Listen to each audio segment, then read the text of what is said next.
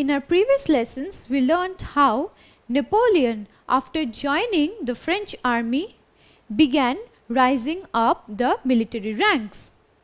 Soon after, he became the general of the French army, following which he crowned himself the Emperor of France in the year 1804.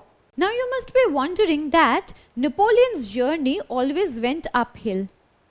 In fact, he had also introduced the continental system through which he hoped to bring together almost the entire Europe. But it was almost entire Europe that he could bring together. This is because there was still one kingdom that he could not control, one kingdom that in no way would succumb to his rule. Now, which was that kingdom?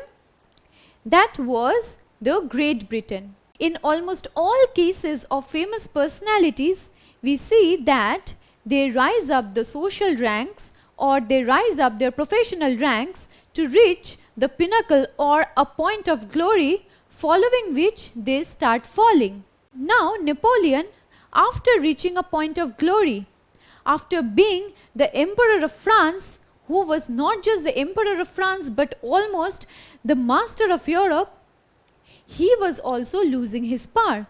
Now in this lesson we will try to understand the various reasons that contributed to the fall of Napoleon. In our last lesson, we learnt about the Battle of Trafalgar. Now in that Battle of Trafalgar, France and Spain together wanted to defeat the British Empire. And in this way, Napoleon hoped to gain control of Britain. But Napoleon was met with defeat after this Battle of Trafalgar. Napoleon realized that he can in no way bring Britain under his control through warfare. This is because in our previous lesson we also discussed this point that Britain was called the Mistress of the Sea. The British Royal Navy was very powerful, and Napoleon failed to defeat this British Royal Navy. Now after this defeat, Napoleon realized that he had to resort to some other strategy to bring Britain under his control. In our previous lesson, when we learnt about the continental system, we saw that how states that were under direct or indirect control of Napoleon and states that were allies of France had together joined hands to blockade trade with Britain. So all these European powers together stopped trade with Britain. Now in this process, Napoleon tried to hurt the British where it actually hurt. What did he think of doing? By introducing this continental system, Napoleon thought that he will be able to cut off Britain's trade altogether. Now Britain got its resources, huge amounts of revenue from trade with other European countries, and if Napoleon could defeat Britain's trade altogether, Britain would suffer drastically. And through this process, that is by introducing the continental system, Napoleon hoped that he will be able to bring Britain under his control. Now let's see how Napoleon thought of blocking trade with Britain. The various European kingdoms that were here were either under direct control of France or indirect control of France. Now after Napoleon suffered that defeat in the Battle of Trafalgar, and after this continental system was implemented, these various European kingdoms and countries saw that their trade was also being affected. Why is it so? Because previously Britain used to trade with these countries. Now trade means that revenue, resources were earned by not just Britain but also these European kingdoms. And when they stopped trade with Britain altogether, these countries were also suffering. Now what did these countries do? These countries were finding out alternate trade routes with Britain so that they can continue trade with Britain despite Napoleon asking them not to do so. Now one of the empires that played a major role in this was Russia. Now what was Russia doing? Just by seeing this map, you will be able to understand the sheer size of Russia. It was a huge empire. Now Russia despite being Napoleon's ally, began trade with Britain. Now Britain had its colonies in Asia, which is near to Russia. Now Russia started trade with Britain through this way. And in this way, Russia now evolved to be the biggest trading partner of Britain. Now Napoleon did not like this idea because he considered Russia to be his ally. And now his ally became the closest trading partner of Britain. So Napoleon thought of doing something, that is, he thought of devising a strategy with which he will be able to kill two birds with one stone. That is, he would be able to stop trade between Britain and Russia so that Britain lost its major trading partner, and simultaneously Russia was also punished for continuing trade with Britain. Now, what did Napoleon plan to do when he thought of this idea? It is in the year 1812 that Napoleon launched a full-scale invasion of Russia.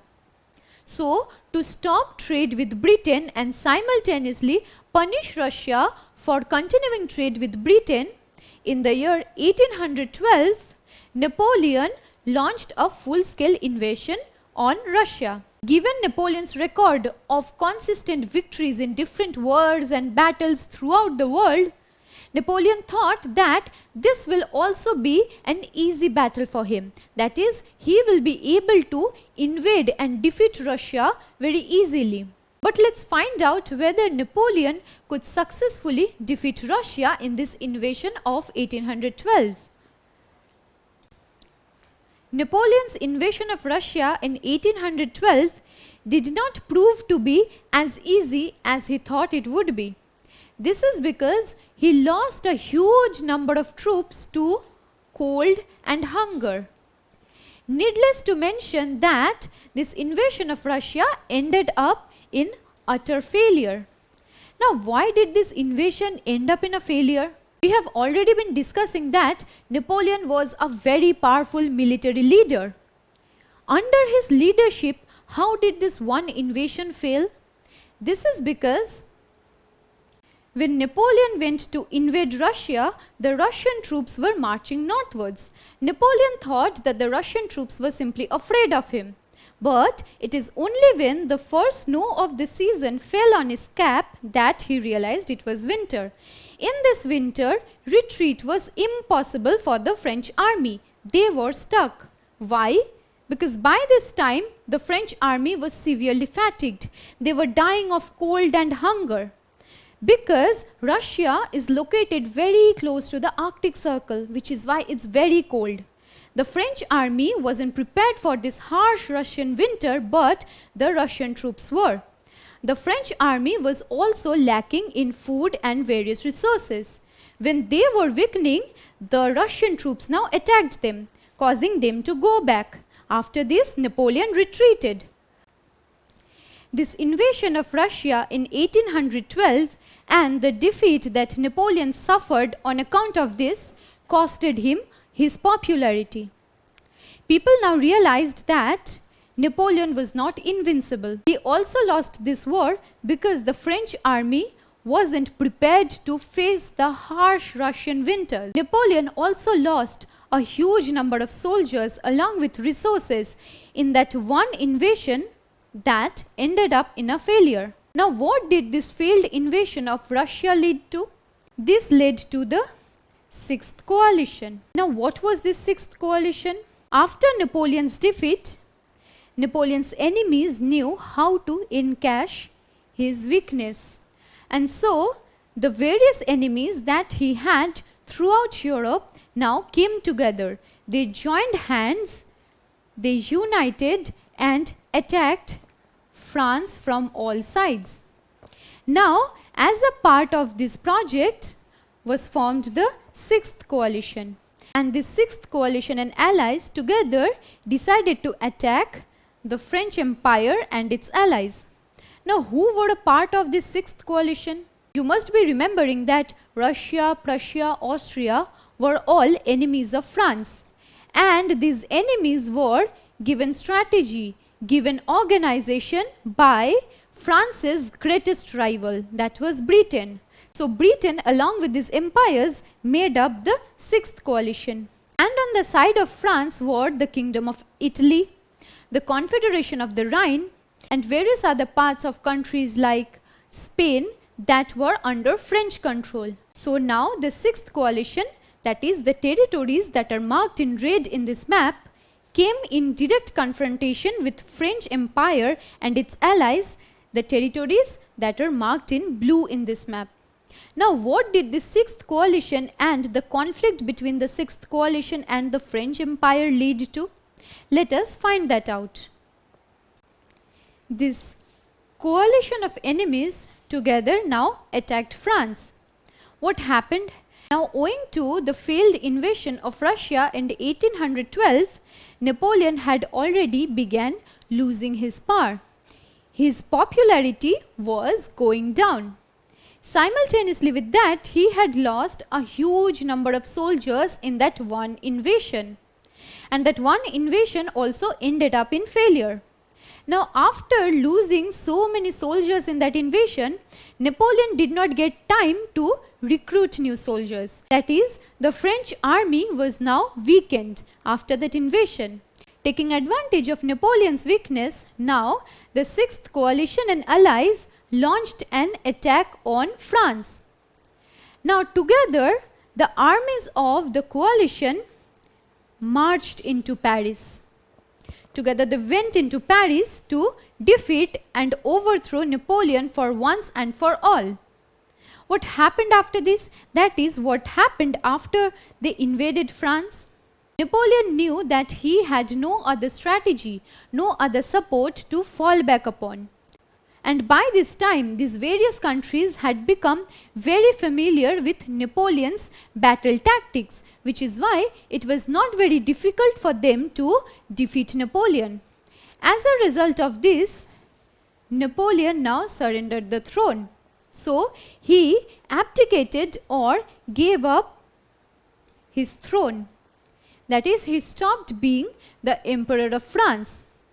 After he gave up, that is, after he abdicated the throne, monarchy was again established in France. Would you like to know who was the new monarch of France? It was the former monarch's brother who now ascended the throne as the Emperor of France. So this, you must be thinking, was the end of Napoleon. Now let's find out what happened to Napoleon after he abdicated his throne. After Napoleon abdicated his throne, these coalition enemies together decided that they had to exile Napoleon. That is, they had to send him to some very far away place so that he cannot come back to Europe and gain power in France again. That is, so that he does not come back to power in France again. Which is why the coalition enemies now exiled Napoleon to the Mediterranean island of Elba. Now, Elba is an island that is located off the coast of Italy. This is the island of Elba where now Napoleon was exiled. While Napoleon was exiled, he was made a nominal head of this island of Elba. Along with that, he was also given a fair share of pension. But this former ruler who was so powerful, so mighty, when he had to exile to this island all alone, it was a major defeat for him. Even though Napoleon got his pension, living in this island of Elba as an exile was nothing better than a glorious punishment. Napoleon felt defeated. Now, what was Napoleon doing when he started living in that island of Elba? Napoleon felt very lonely and defeated when he had to exile to this island of Elba. What you can see here is a satirical illustration of Napoleon sitting alone on the island of Elba looking over the continent of Europe. It is the continent of Europe where Napoleon had gathered his might, his power. He became the master of Europe, and after his defeats, he was now exiled to this island of Elba. He was living here alone. Now he was very keen on knowing what was happening in the continent of Europe, which is why whenever he got any visitors from Europe, he used to ask them about the political scenario that was prevalent in Europe. Now the people who visited him informed Napoleon that monarchy was again back in France, and in fact the various rival kingdoms had again joined hands to reinstitute and strengthen their monarchies. This made Napoleon very sad.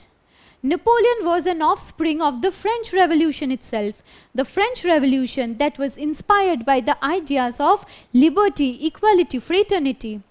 And after everything, it came back to monarchy itself, that is, a full circle was completed and France was back to having a monarchy again. While this made Napoleon very sad, he was also hopeful. He was hopeful because he got to learn from his visitors that the people of Europe weren't happy with the re-establishment of monarchy. Now the spirit of hope in him propelled him to do something. What did he do? When Napoleon was exiled in that island of Elba, British troops were stationed there to keep constant tab on his activities. They also maintained a strict vigil on who was coming to the island and who was going out of the island. This was done to ensure that Napoleon could not escape, because the European powers, those coalition enemies, had put a lot of effort into exiling Napoleon, and in no way were they willing to have Napoleon back in France, which is why British troops were stationed on and around the island of Elba. But Napoleon, charismatic and powerful as he was, he slowly got the support of the people of Elba. That is, the locals started supporting him, and he banked on this local support. So the locals of Elba now helped Napoleon to escape this island. Napoleon, with the support of the locals, could escape the island of Elba in the middle of the night. How did he do so? He set sail with a band of loyal men who were all locals, that is, the local islanders of Elba. Together with these men, he set sail on a ship to go back to France and regain power there. Now, do you think it was very easy for Napoleon to come back to France and again be the Emperor of France? Was it that easy? Or did he have to go through a process of becoming the emperor again? Let us now find this out.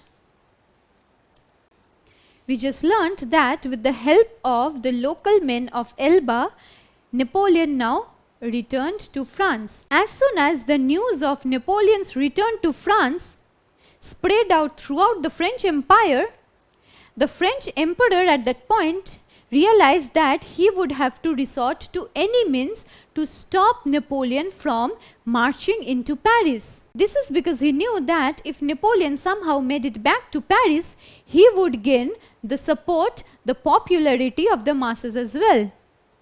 And we have discussed how the coalition enemies or the various French rivals had put a lot of effort into overthrowing Napoleon and re-establishing monarchy. So in no way were they willing to give up on their powers, which is why now this French monarch sent huge troops of the French army to defeat and capture Napoleon. Now, as soon as this French army came face to face with Napoleon, it is said that Napoleon gave them only a speech. It is that one speech of Napoleon that brought the French army into tears. They tore up before Napoleon, and in this way Napoleon could successfully mobilize the French public. The French army was now tearing apart the various symbols of the French monarchy that they were bearing. And they now joined hands with Napoleon. They joined the cause of Napoleon to overthrow the existing French monarchy. Now, through these speeches, Napoleon could also mobilize the French masses. The French masses were also glad to have Napoleon back as their leader. And in this way, Napoleon raised an army of his own. So, what did we learn here? We learned that Napoleon came back to France, and after coming back to France, he gave a very heartfelt speech which moved the French army. And it is only on account of this that he was able to raise an army of his own. Now, do you think with the help of this new army, Napoleon could overthrow the French monarchy that now came to power? Let us find this out. Napoleon was all-powerful once again. And together with this new army that he raised, Napoleon now marched on to Paris. He entered Paris with his troops. And while he did so, the French emperor realized that his time has come to an end. And so, he now exiled to Britain, giving up his throne. Now, for one more time, Napoleon gained the throne for himself in the year 1815. Napoleon now came to the throne and became the Emperor of France for a second time in the year 1815. So Napoleon was crowned the Emperor of France for the second time in this year. Now what happened soon after? That is, what happened after Napoleon gained power over France? Now before continuing with this lesson, let me ask you a question.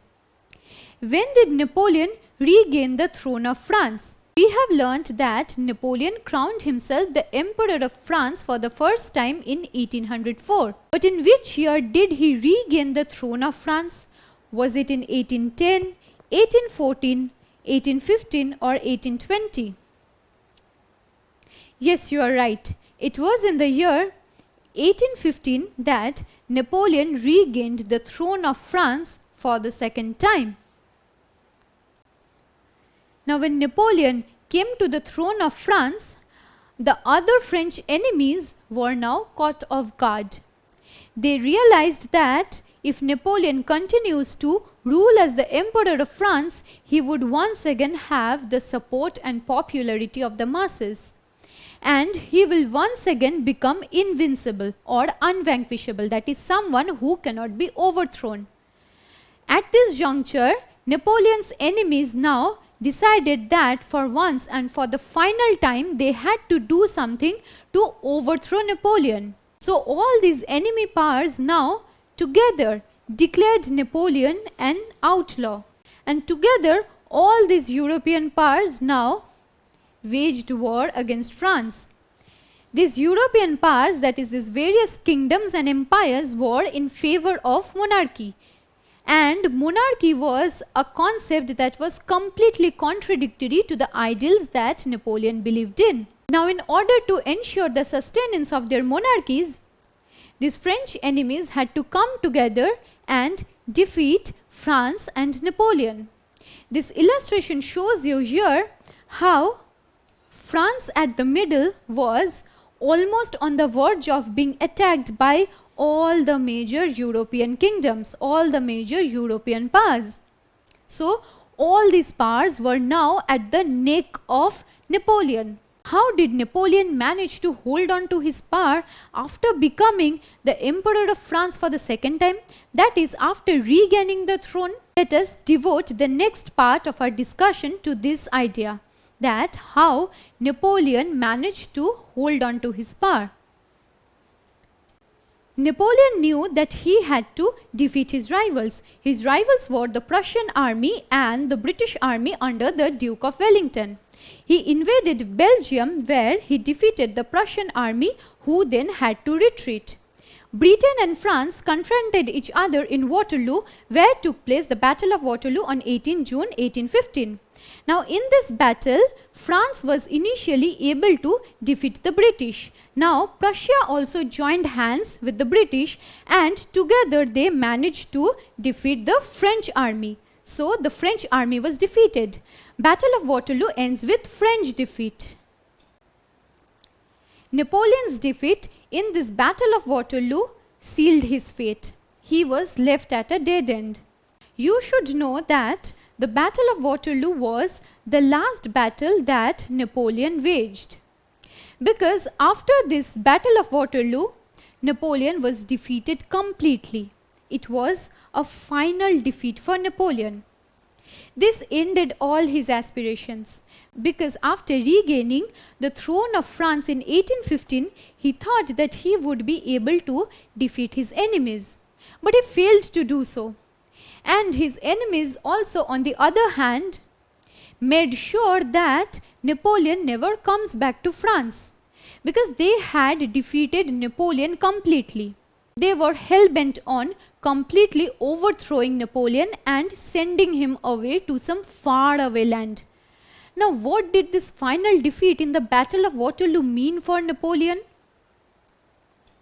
Following the defeat of Napoleon in this Battle of Waterloo, Napoleon was exiled to the remote island of St. Helena.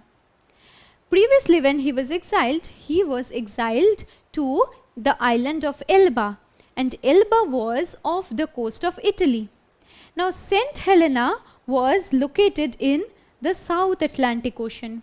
Here was Europe and here was St. Helena. It was very, very far from Europe, which is why it wasn't possible for Napoleon to ever come back from St. Helena to Europe. In fact, the British troops required 90 days alone to ship Napoleon from France to St. Helena. By this, you must have understood how far this island of St. Helena was from the continent of Europe. Now, this for the final time meant Napoleon's defeat. Now, a huge amount of British troops were also stationed in St. Helena, and it was in St. Helena that Napoleon was exiled all alone. It was an absolute defeat for him, absolute humiliation and failure. Now, while the British troops were stationed there to monitor all actions of Napoleon, it wasn't really required to do so, because that one defeat, that one final defeat in that Battle of Waterloo meant the end of all aspirations and hopes for Napoleon. He no longer thought of coming back from St. Helena to Europe to regain the throne. It is here that he was slowly decaying and his life was almost reduced to an absolute waste. Now let us find out what happened after Napoleon was shipped or exiled to this island of St. Helena. It is in this island of St. Helena that Napoleon was stripped of all his privileges. He now ceased to enjoy any privilege or use any title. Previously, when he was exiled to the island of Elba, he continued to be a nominal head of that island. But in this case, Napoleon was stripped of all privileges, all his titles. He was reduced to an absolute nothing. He wasn't even given a fair amount of pension. This was utter humiliation for Napoleon. This was a final defeat for Napoleon. Along with stripping Napoleon of all his titles and privileges, the European powers also resorted to all possible means to ensure that Napoleon could never escape the island of St. Helena. The European powers, after exiling Napoleon to the island of Elba, saw that Napoleon still made it back to France. Now, when they exiled him to this island of St. Helena, they made sure that Napoleon could not come back in any possible way. They ensured that Napoleon is left to wither and die alone in this island of St. Helena. It is in the island of St. Helena that Napoleon met not just the end of his career but also the end of his life. Because it is in the year 1821, at the age of only 51, Napoleon died. He died all alone during his exile in the island of St. Helena. After Napoleon's death, his body was carried in a casket to Europe for the masses to see. Now with this, we come to an end of Napoleon's career as a very powerful, as a very able military leader And we also come to an end of the life of Napoleon that happened at the young age of 51 only. Despite the certain failures that Napoleon encountered in his life, we can never ignore Napoleon from the pages of history. He has been a very important personality when it comes to talking about the spirit of the French Revolution, because he was himself an embodiment of the various ideals of the French Revolution. He was an embodiment of the very ideals of liberty, equality and fraternity. It was during his rule that France emerged as a powerful kingdom throughout Europe. And he also gained the title of the Master of Europe, and it was not without any reason. He was a very powerful leader. And like all powerful leaders, he could not hold his power for too long. Because too many rivals, too many coalition enemies had teamed up to overthrow him. So, Napoleon's story does not end in glory itself. It ended in utter humiliation and defeat for this great leader. With this, we come to an end of our discussion on the concept of nationalism. Through this series of lessons, we got to learn what the concept of nationalism means, or what the spirit of nationalism means. We also tried to trace the roots of the spirit of nationalism. And after understanding what nationalism means, we went on to discussing two major political expressions of nationalism that took place in the form of the American War of Independence and the French Revolution. And in France, the spirit of nationalism did not come to an end with the French Revolution, because it was during the rule of Napoleon that France was still very nationalistic. That is, the French masses were still suffused with the spirit of nationalism. Through these lessons, we also tried to trace the trajectory that Napoleon's career took. He started off as just another army, and then he soon rose to the rank of the general of the French army, then went on to becoming the Emperor of France, then suffered a failure, came back as the Emperor of France for the second time, and ended up in another failure. Now, through these lessons, we understood what nationalism means. It is the spirit of nationalism that has successfully given birth to so many modern independent nations. And one such nation is India, that is you and I live in. So, with this, we bring to an end our discussion on nationalism and the rise of nationalism. Don't forget to subscribe to our channel and hit the bell icon. You can also register for free at DeltaStep.com or download the DeltaStep app to learn one-to-one with our amazing teachers, or to get access to all our 5,000 plus amazing videos as per your school syllabus. Master each topic with our adaptive practice technology. Get million plus questions with step-by-step solutions and unlimited mock tests. Get all your doubts resolved instantly. Learn via games and win amazing prizes like PlayStations and iPads. So at DeltaStep, learning is not just fun and easy, it's rewarding too. So register for free now.